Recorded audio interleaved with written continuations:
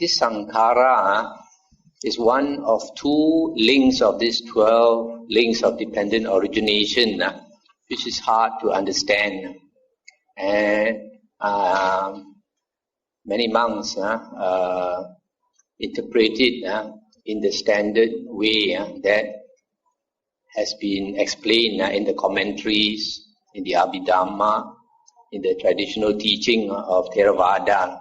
And unfortunately, I don't agree wholesale with it. This word sankhara, you can translate it generally as intention or volition. Because, like for example, in the 5 khandhas, the 5 aggregates of attachment, you also have sankhara there. And sankhara there means volition or intention. Now, intention or volition in the Buddha's teachings is connected with karma, action or intentional action. The Buddha says cetana. Cetana is karma. Cetana is intention or you can say volition, you can say purposely doing something with a purpose. So this word cetana is karma. Now this word sankhara is quite close to it. It is generally translated as intention or volition. Now, because there's a lot of confusion over this word, the general traditional interpretation, translation of this word sankhara is formations. Sometimes they call it mental formations, sometimes they call it volitional formations. This word has been translated in various ways, but I believe the latest translation by Venerable Bhikkhu Bodhi, who is a very much respected translator of the suttas, he translates it as volitional formations. So he recognizes that this word sankhara has much to do with volition or intention. Now the traditional interpretation of this word sankhara is karma. Karma, the working of karma. In other words, intentional action through the body, intentional action through speech, and intentional action through the mind. So my interpretation of this word sankhara is intention, but directed slightly not general karma, but intention to do with the will to live. To do with the will to live. Now, the sankhara, this word, is defined in the suttas as 3 types of sankhara. Kaya sankhara, which is bodily intention, and vachi sankhara, which is verbal intention, and chitta sankhara, which is mental intention. So this is the 3 sets of sankhara found in dependent origination. When we study the suttas in the Nikayas and we compare with other suttas, we find that there actually appears 2 sets of sankharas in the suttas, in the Nikayas. The other set of sankhara found in the suttas is almost the same, except the last part. It is also kaya sankhara, which is bodily intention or volition. Vachi sankhara, which is verbal intention. These 2 are the same. But the third one, instead of chitta sankhara, the third one is mano sankhara. Mano sankhara. Mano has got to do with thinking. So this set, this second set of sankharas in the suttas, when we look through the suttas, we find it's always got to do with the creating of karma, general creation of karma. Let me see. For example, in the suttas, the Buddha says, in Sangyutta Nikaya 12.25, the Buddha said, with ignorance as condition, either by oneself, ananda, one wills bodily intentions, kaya sankarang abhisankaroti, following which arises internally pleasure and pain. Or because of others, one wills bodily intentions, following which arises internally pleasure and pain. And similarly with the verbal and mental intentions.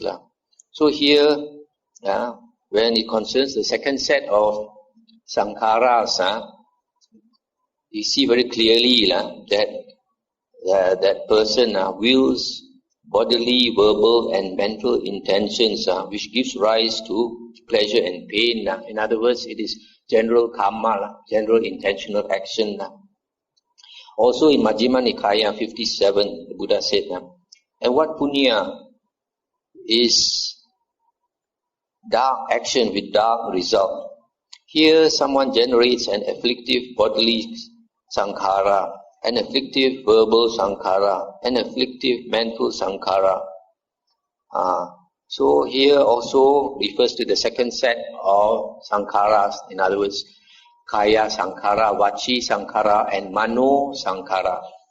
But when we refer to the first set of sankharas in the suttas, which is connected with dependent origination, which is kaya sankhara, vachi sankhara and chitta sankhara, the explanation of this first set is completely different.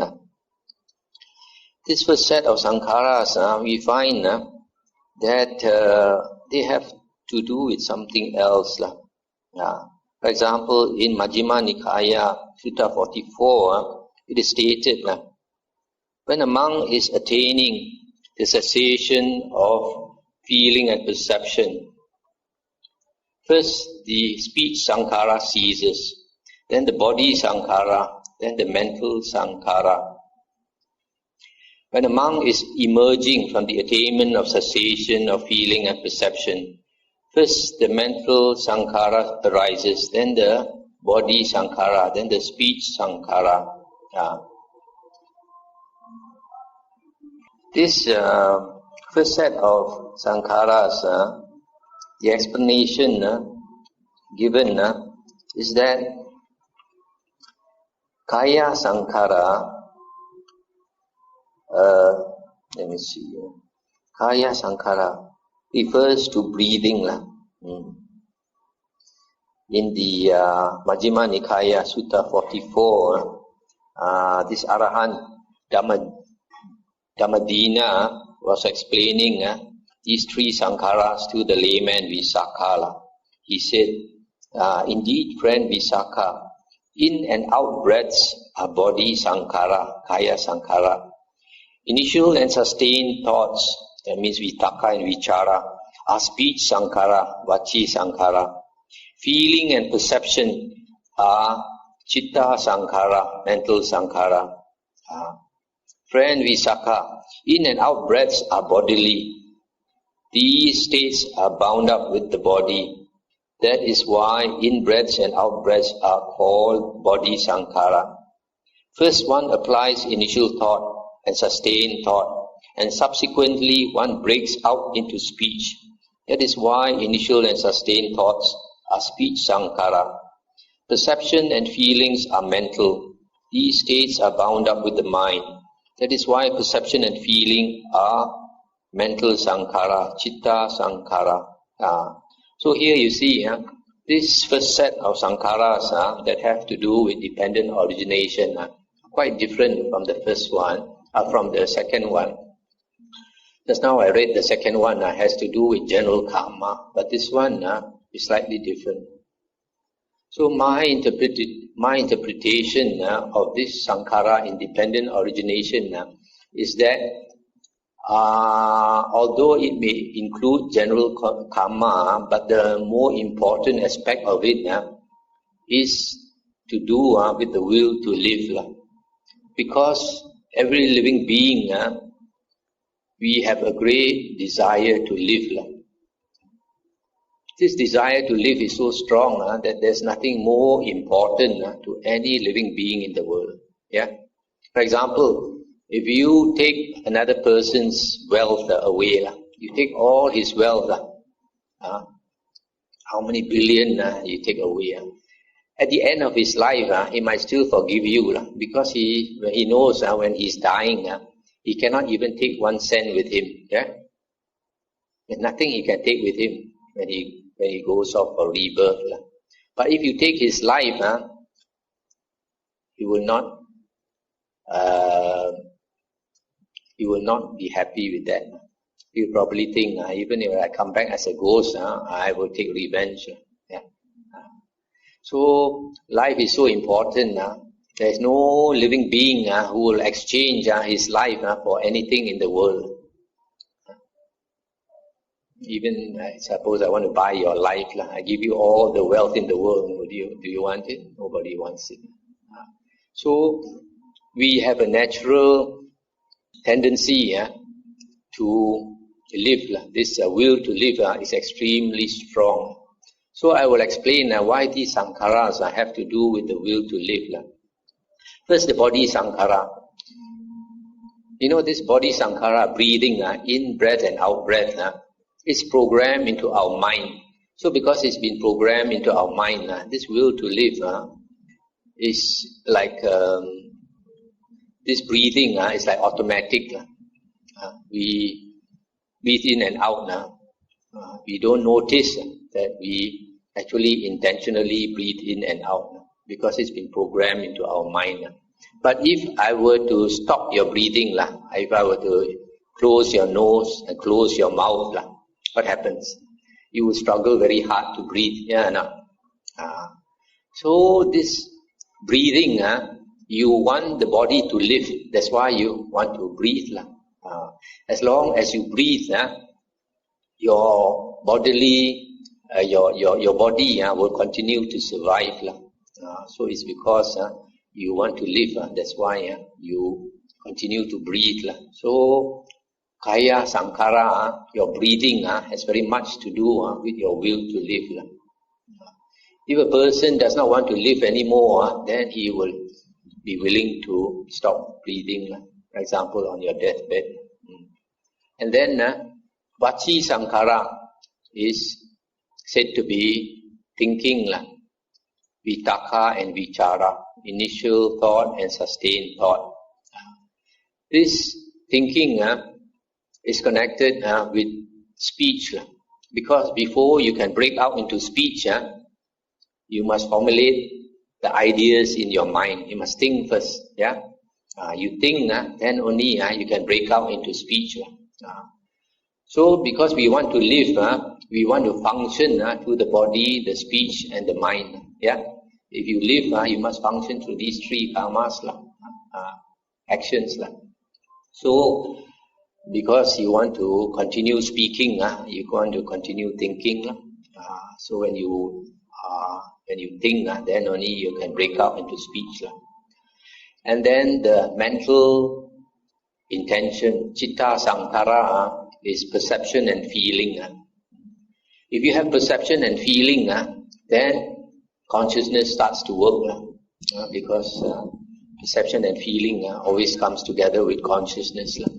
Because perception and feeling is another aspect of consciousness. It's a type of consciousness. So when you have perception and feeling, then your mind works. There is a state called Nirodha Samapatti, where some arahants can attain. And when they attain the state of Nirodha Samapatti, it is called the cessation of perception and feeling. So when they experience cessation of perception and feeling, consciousness also stops. So they go into a state where the 6th consciousness stops. But this can only last for 7 days, after which they must come out of it. So you can see here, because you want to live, you want your 3, the three aspects of life to work. You want your body to survive, you want to continue speaking, you want to continue thinking. That's why these three, kaya, body, intention, verbal intention, and mental intention must work. So that's why I believe that these three sankharas have to do more with the will to live than with general karma. Although you can say that is also connected with the doing of karma. But first you must have the intention to live first. If you don't live, how can you do karma? Yes or not? So the intention to live is more important.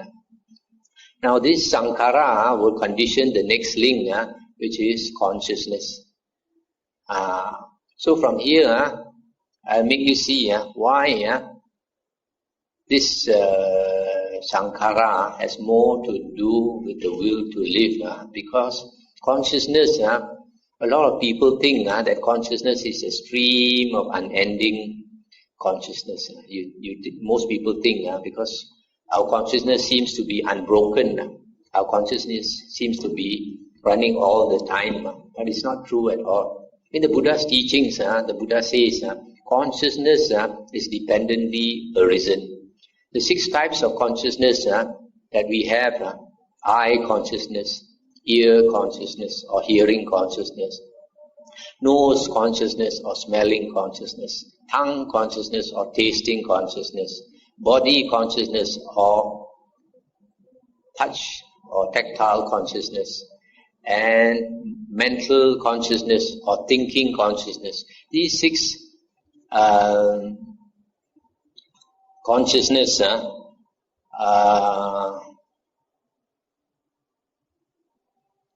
these 6 consciousness are running not in an unending stream, but they arise one after another. So the Buddha says that dependent on the eye and forms outside, seeing consciousness arises. So this seeing consciousness arises and passes away very fast. So our consciousness arises and passes away, arises and passes away. It is arising and passing away so fast that we think it is an unending stream of consciousness, but it is not so. And when consciousness arises and passes away, what is it that makes the next consciousness arise? That's why here I believe it has to do with the will to live. Because of your will to live, because the will to live is so strong, when consciousness ceases, it comes up again, arises again. Just like a flame dies down, and due to some force, it arises again. For example, the wind, when the flame is dying out, and a wind comes, and then it comes back to life again, the flame arises again. So this consciousness arises and passes away because of this will to live. If there were not the will to live, when consciousness ceases, it will not arise again. Will not arise again. So, but in the traditional interpretation of dependent origination, they talk about consciousness ceasing at death. Consciousness ceasing and death and arising again. But I don't think we need to consider consciousness ceasing at death, because every moment our consciousness is ceasing. In other words, we are dying every moment. I believe there's one saint who saw this in his meditation, because his mind has become so, I think it was a Christian saint, it becomes so still that he says he dies every moment, because consciousness ceases every moment. So you can see here, it is the will to live that creates the spark of consciousness. Every time consciousness dies away, it arises again. So now, in the Buddha's teachings, consciousness, whenever consciousness arises or ceases, it must come together with nama rupa.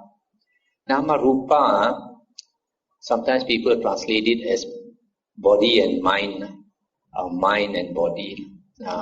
But it is not quite correct. Body and mind in the Buddha's teachings is the 5 khandhas. The 5 khandhas, the body, feeling, perception, volition and consciousness. So the last 4, feeling, perception, volition and consciousness is considered the mental, the mind. But here, nama rupa is not body and mind. Nama rupa and vijnana. Nama rupa you can translate as mentality and materiality. In the suttas, the Buddha says, always arises with consciousness, vijnana. They are like Siamese twins. Siamese twins are joined at the head, joined at the body. You cannot separate them. So in the same way, nama rupa and vijnana, the Buddha says they arise together and they cease together. They must always arise together and cease together. Now consciousness, when consciousness arises, you must be conscious of something. That something that you are conscious of is nama rupa. So in other words, nama rupa is the object of consciousness. Okay. So when the object of consciousness, there are 2 aspects. One is the mental object, is a mental part, and the other one is the material part. Now in the suttas, in the on dependent origination, the Buddha says that nama refers to contact, feeling, perception, consideration and volition. Contact, feeling, perception, consideration and volition. You notice here, out of these 5 things, it does not mention consciousness. So because it is devoid of consciousness, it cannot be mind. But when you combine it with the consciousness, then only there is this mind. And then the 4 great elements is rupa. Rupa is the physical aspect of phenomena, because nama rupa is being the object of consciousness. The English word for it is phenomena. Phenomena is what we are conscious of. So nama rupa is mentality and materiality, the object of consciousness. But if you look carefully into this physical part, the rupa consists of 4 elements, earth, water, fire, wind. Now this earth, water, fire, wind is not really earth, water, fire, wind. Earth refers to the hardness element. Whatever is hard, we refer to it as earth. For example, this wood, this chair is hard. When I touch it, it is hard. So that is the earth element. Earth, fire. Fire is the heat element. All of us have the heat element in us. So we have the fire element in us. We also have the earth element, the hardness aspect of us. Earth, water, fire, earth. Water. Water is the cohesion property. The liquids, liquids have the characteristic of cohering things together. For example, I have this physical shape, this body, because of the water element in me. If I were to dehydrate myself, take away all the water from my body, and my body will turn into powder. When my body turns into powder, it will crumble. It will crumble. So it is because of the water element in my body. That's why I have a certain physical shape. Earth, water, fire, wind. Wind is the motion aspect, because there is, I call it wind in my body. So the gases move in my body. The blood moves in my body. the chi moves in my body. That is the wind element. Now, you notice carefully, all these four things, earth, water, fire, wind, they are perceptions, The heartless element is a perception. The form, shape also is a perception. The heat element is also a perception. The wind or motion element is also a perception. In other words, even this physical world is just your perception of it. It is not something out of your perception, out of your mind. In other words, even the mental and the physical part of the world, everything is mind-made. So, for example, if your karma is so bad that you see yourself in hell and you are burned by the fires of hell, you'll be crying. But suppose one day I become an arahant and I come and visit you in hell. My mind is different from yours. So I go down to hell.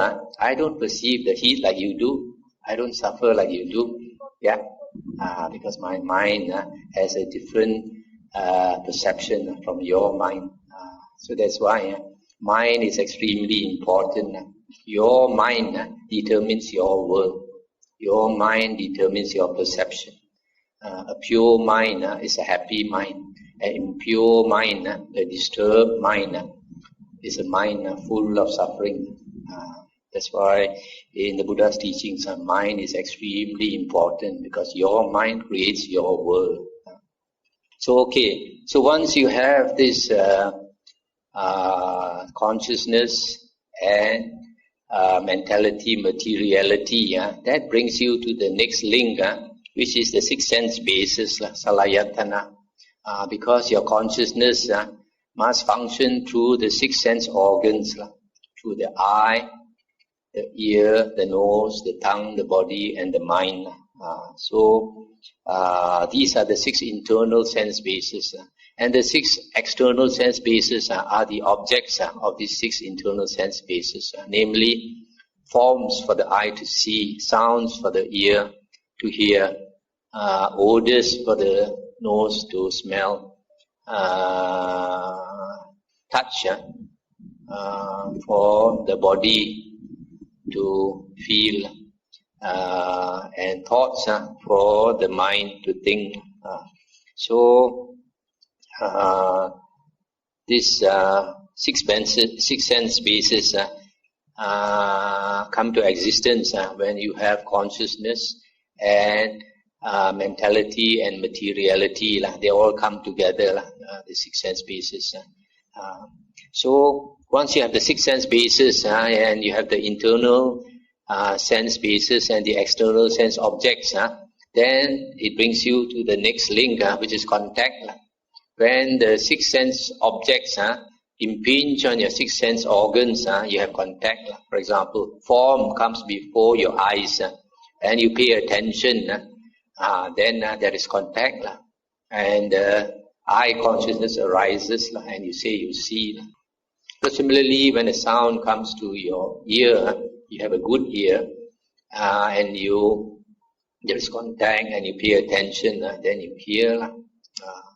So it is contact that of these six sense objects impinging on your six sense bases. So once you have contact, then the next link is feeling arises. Once you have contact of the six sense basis, then feeling is the first thing to arise. So feeling arising, there are three types, basically three types of feeling at your six sense doors. And these three are pleasant feeling, unpleasant feeling, and neutral feeling. For example, if you see a beautiful form, you have a pleasant feeling arising. If you see an ugly, frightening form, then unpleasant feeling arises. And then if it's neither attractive nor unattractive, then neutral feeling arises. So this feeling arising If it is pleasant feeling or unpleasant feeling, you are moved by it. If it is neutral feeling, sometimes you don't even observe it. You tend to not to notice it. But if it is pleasant or unpleasant feeling arising, you notice it very clearly. So when a pleasant feeling arises, we tend to enjoy it. Once you enjoy it, you want to enjoy it again. So what happens? Craving arises. There is craving for it. For example, when we were young, we never tasted ice cream, and our parents gave us ice cream to eat. After tasting ice cream, this child liked that flavor, and then he craves for it. He wants some more. So craving arises when there is pleasant feeling. So when there is craving, then because of craving for it, you attach to it. You want to grasp it. You want to cling to it. So this is the natural consequence of craving for something. So this craving is generally craving for the six sense objects, or beautiful forms, for nice sounds, for fragrant odors, for pleasant taste, for nice touch, and for nice thoughts.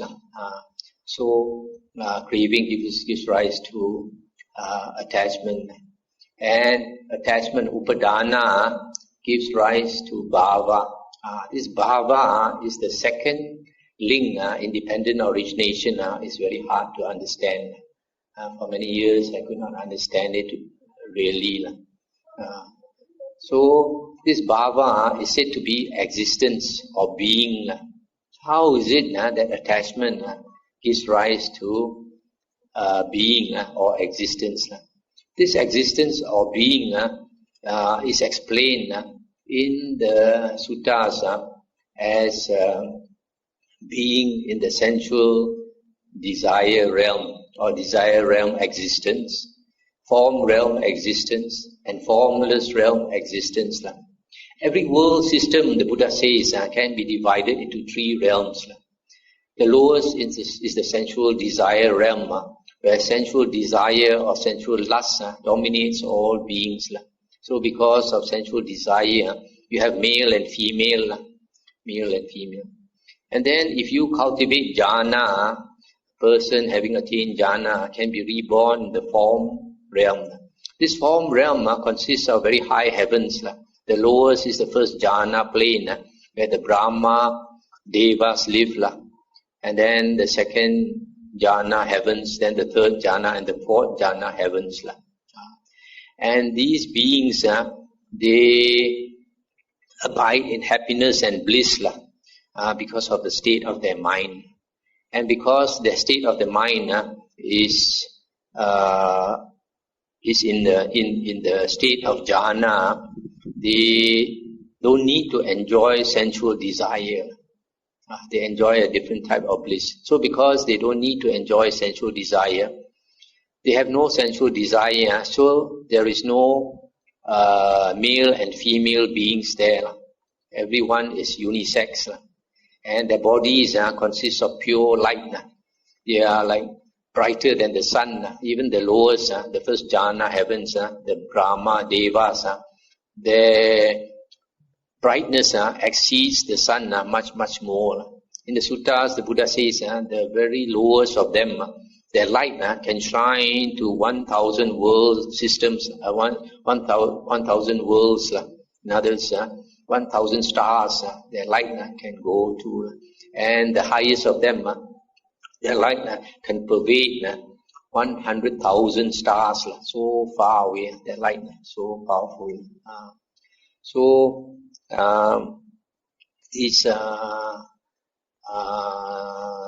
These are the three realms in the bhava. When you talk about bhava, this existence, you refer to these three types of existence or three types of beings. So now, how is it that clinging or attachment gives rise to being. It is like that. It is like this. When we crave for something and we cling to something, that I arises, that self arises. I want this, I must have this, I cannot live without this. So that I arises when you enjoy something. When you enjoy something, you feel I am enjoying it. This perception, I exist, I am, arises when you have craving and clinging or attachment. So this bhava is this perception that I exist and I am. So once this self comes into being, this being arises. This being arises. That's why this being comes into existence. Once this being comes into existence, then it perceives that it is born into the world. So bhava conditions birth. So once you have a self, then you see that you are born into the world. It's not just like a plant. A plant also has consciousness, but because a plant, a tree does not have the perception I exist or I am. When a tree grows up, it does not perceive, the tree does not perceive that I am born into the world. But because we have an I, a self, we perceive birth, we perceive the birth of this physical body. You are born into the human body, or you are born into a deva body, or you are born into a ghost body. So this, because of this clinging, that I arises and you see yourself born into the world. So bhava, existence or being, conditions birth. And once you have birth into the world, then the natural consequence is aging, sickening and dying. And all the mass of suffering arises because you are born into this world.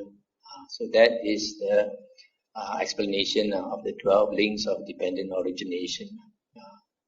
So you find many books talk about dependent origination, but the two hardest links to understand, to get it correct, is sankhara, volition or intention, and bhava, existence or being. So you can see here that it is because of craving and clinging that I strengthens itself. So that is why you can see the holy path, why a person to walk the holy path and get out of samsara, he must cut off sensual enjoyment. He must give up sensual pleasures in the world. He must renounce sensual pleasures in the world. Because as long as you enjoy sensual pleasures in the world, it fortifies, it strengthens that perception, I exist, I am. So when you give up that craving and that clinging, then slowly that I am or I exist starts to weaken. So that is why renunciation is important. And also the fact that where does craving and clinging come from? Comes from feeling, pleasant feeling. When you have pleasant feeling, then that craving arises. So you give up pleasant feeling. But in this world, everybody is chasing after pleasant feeling, isn't it? If you know how to market something that gives people pleasant feeling, you will sell. If you market something that does not give people pleasant feeling, nobody wants to buy. Yeah. So you provide good shows for people to see, people enjoy, people want. You provide good music, rock band and all that, people want. You want good. You provide good taste, nice taste. People want to eat, especially Chinese, very fond of good taste. So from here you can see. So when we understand the Dhamma, we understand the Four Noble Truths, then we know that ultimately this world is not satisfactory. However much we enjoy, we can never be contented lah. We cannot satisfy our sensual desires lah. It's never enough lah. You satisfy your sensual desires for a short while lah, and then tomorrow you want it again. Our stomach is like an endless pit.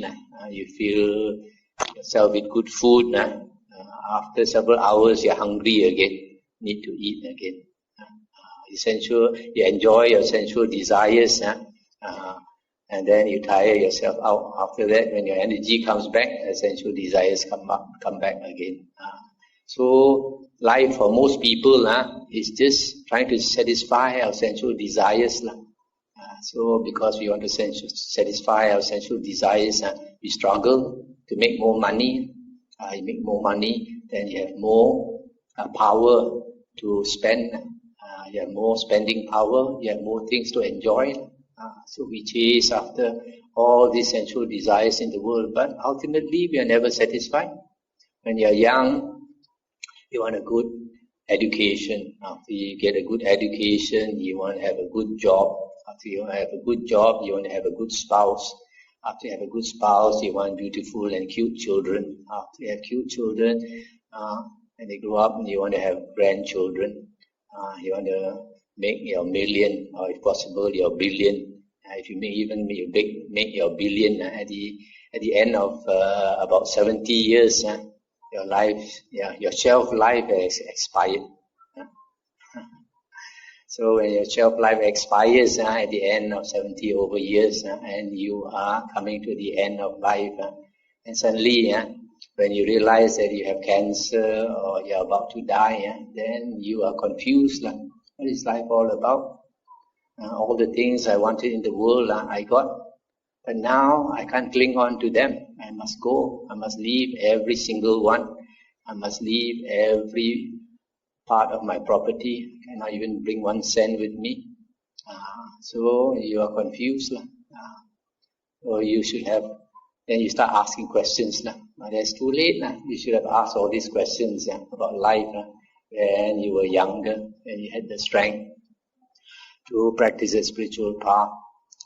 So if you start asking and you find out the answers and you understand the Four Noble Truths, then because of that, you slowly you let go. Slowly you let go.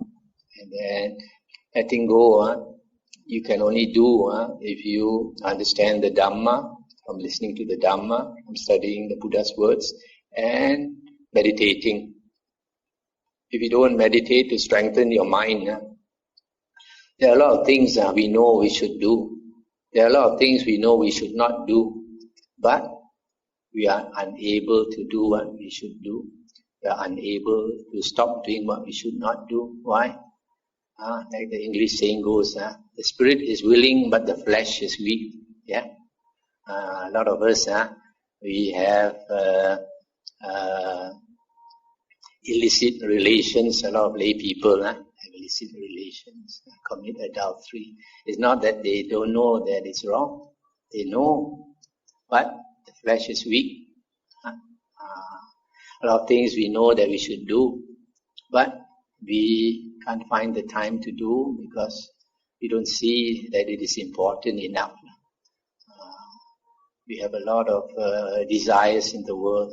There are so many things we want to achieve in this world. But life is limited. Our energy is limited. Our time is limited. So you have to see what is your priority. You must have the foresight to see how many years you have left in life. If you go by statistics, at the age of 70-something, you are going to pass away. You have to face up to that fact. See how many more years you have.